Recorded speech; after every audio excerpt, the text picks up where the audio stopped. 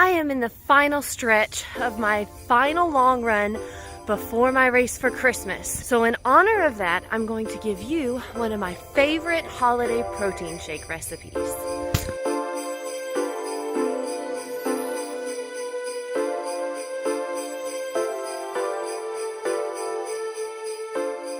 So one thing I wasn't banking on is how dark it got, how early and how quickly. It took me about 2 hours to run 8 miles and it got dark.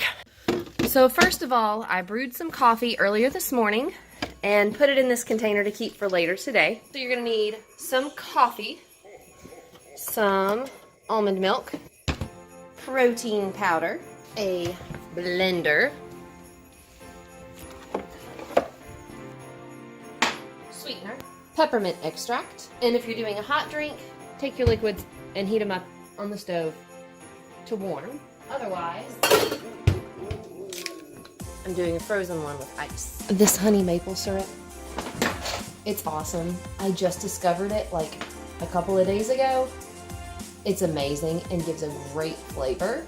It gives a deeper flavor to things.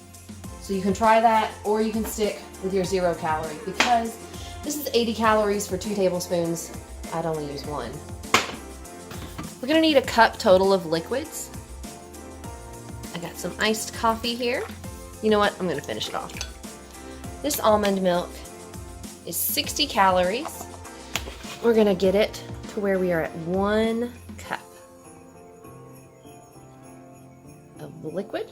Because my protein powder is already sweetened, I don't need a whole lot of sweetener. Cup of ice, cup of liquid. Go ahead and use a tablespoon of this. Tablespoon. 3 little drops of peppermint. It's very strong. Protein.